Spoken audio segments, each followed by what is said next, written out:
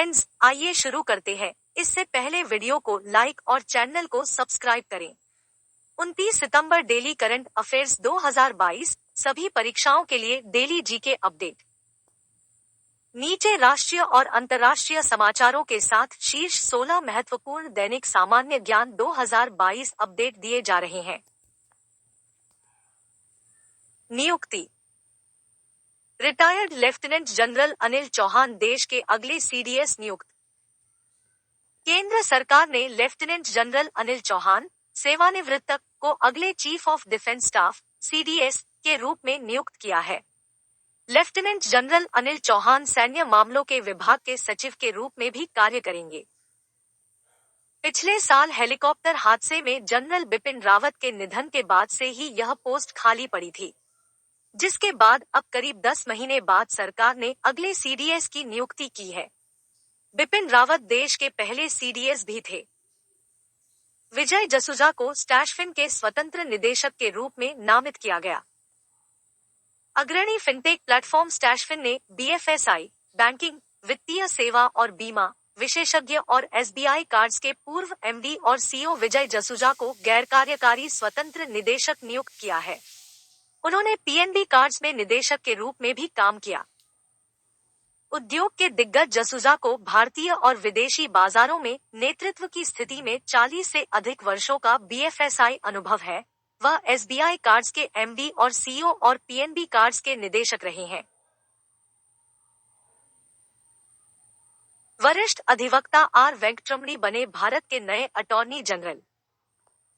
वरिष्ठ अधिवक्ता आर वेंकटरमणी को 3 साल की अवधि के लिए भारत के नए अटॉर्नी जनरल के रूप में नियुक्त किया गया। मौजूदा अटॉर्नी जनरल का कार्यकाल जल्द खत्म हो रहा है। मुकुल रोहतगी ने भी हाल ही में यह पद लेने का सरकार का प्रस्ताव ठुकरा दिया था। इसके बाद अब इस पद पर आर वेंकटरमणी को नियुक्त किया गया है। मेडागास्कर में भारत के अगले राजदूत बने बंडारू विल्सन बाबू। भारतीय विदेश सेवा (आईएफएस) अधिकारी बंडारू विल्सन बाबू को मेडागास्कर गणराज्य में भारत के अगले राजदूत के रूप में नियुक्त किया गया। बंडारू विल्सन बाबू वर्तमान में विदेश मंत्रालय में संयुक्त सचिव के पद पर हैं। यह जानकारी विदेश मंत्रालय की ओर से दी गई है। जानकारी के अनुसार आईएफएस के अधिकारी बंडारू विल्सन बाबू को मेडागास्कर गणराज्य में भारत का नया राजदूत नियुक्त किया गया है। विल्सन वर्तमान में विदेश मंत्रालय में संयुक्त सचिव के पद पर कार्यरत है। महत्वपूर्ण दिवस।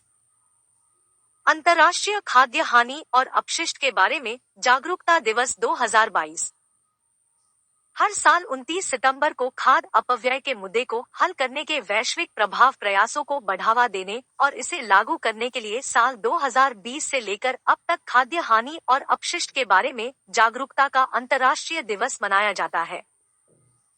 संयुक्त राष्ट्र महासभा ने साल 2019 में 29 सितंबर को खाद्य हानि और अपशिष्ट के बारे में जागरूकता के अंतर्राष्ट्रीय दिवस को नामित किया था।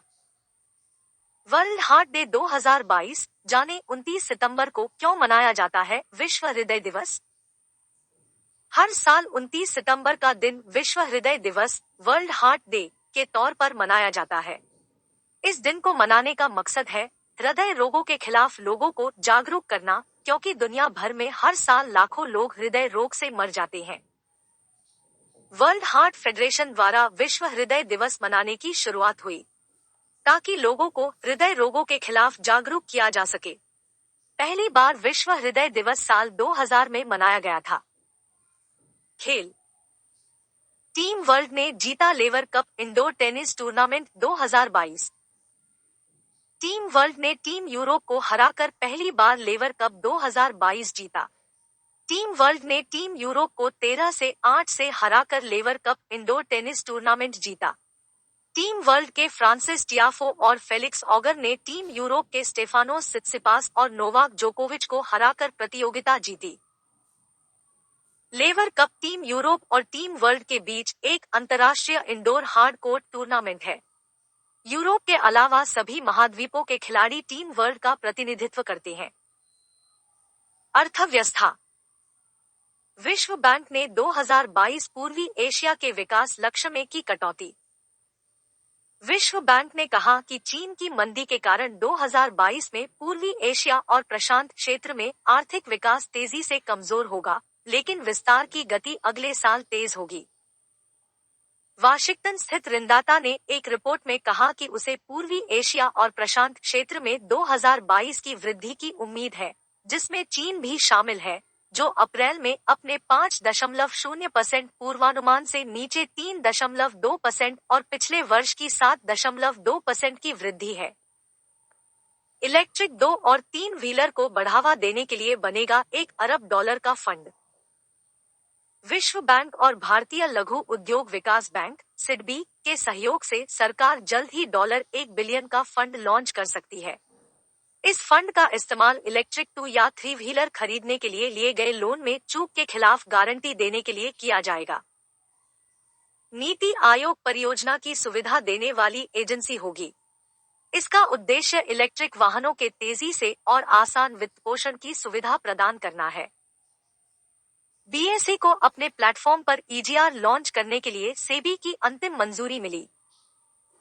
प्रमुख स्टॉक एक्सचेंज बीएसई ने कहा कि उसे अपने प्लेटफॉर्म पर इलेक्ट्रॉनिक गोल्ड रिसिप्ट ईजीआर पेश करने के लिए पूंजी बाजार नियामक सेबी से अंतिम मंजूरी मिल गई है। यह फरवरी में बीएसई को भारतीय प्रतिभूति और विनिमय बोर्ड सेबी से सैद्धांतिक मंजूरी मिलने के बाद आता है, जिसके बाद एक्सचेंज ने ईजीआर में व्यापार की सुविधा के लिए अपने सदस्यों के लिए परीक्षण वातावरण में कई नकली व्यापारिक सत्र आयोजित किए। सम्मेलन मोहुआ ने स्वच्छ टॉयकैथॉन लॉन्च किया। आवास और शहरी मामलों के मंत्रालय मोहुआ ने स्वच्छ अमृत महोत्सव के तहत स्वच्छ टॉयकैथॉन का शुभारंभ किया। प्रतियोगिता का उद्देश्य खिलौनों के निर्माण या निर्माण में कचरे के उपयोग के लिए समाधान तलाशना है। सचिव मोहुआ मनोज जोशी ने माईगॉव पोर्टल पर कार्यक्रम का शुभारंभ किया और टूलकिट का विमोचन किया। Banking union bank of India ने एथिकल हैकिंग लैब का उद्घाटन किया। यूनियन बैंक ऑफ इंडिया ने हैदराबाद में Cyber Security Centre of Excellence CCOE में एथिकल हैकिंग लैब का उद्घाटन किया। साइबर रक्षा तंत्र वाली प्रयोगशाला संभावित साइबर खतरों से बैंक की सूचना प्रणाली, डिजिटल संपत्ति और चैनलों की रक्षा करेगी। लैब का उद्घाटन बैंक के प्रबंध निदेशक और सीईओ मणिमेखलाई ने किया। यूनियन बैंक डिजिटल उत्पादों को बड़े पैमाने पर अपना रहा है। डिजिटल फुटप्रिंट को बढ़ाने के लिए बैंक द्वारा कई नई पहल की गई है। आईटी आस्तियां तेजी से इंटरनेट के संपर्क में आ रही है। राष्ट्रीय गृह मंत्रालय का बड़ा फैसला, पीएफआई पर 5 साल का बैन लगा।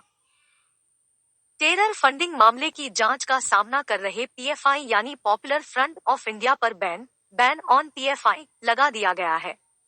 दिल्ली यूपी से लेकर देश के अलग अलग ठिकानों पर ताबड़तोड़ एक्शन के बाद केंद्र सरकार ने ओआपा के तहत इस संगठन को गैरकानूनी घोषित कर दिया है।